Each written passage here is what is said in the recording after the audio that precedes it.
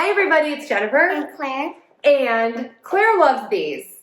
This was a big ask for Mom because these make lots of noise. Go ahead, Claire. But look how much fun these are. So you get 72. They come in multiple colors. So we have purple, green, red, blue, orange, yellow, and pink. And look at those. And purple. So these are great. These are just so much fun to play with. And look at this, they connect. So you can connect two of them together and build things.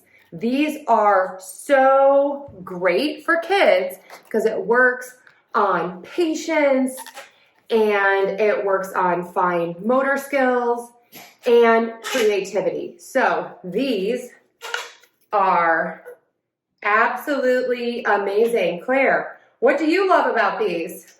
I like because they become in a variety of colors, and you can just buy them for like goodie bags and stuff, and you can make like jewelry out of them. Yes. So we love these. These would be great for Halloween if you want to give out a non-candy treat.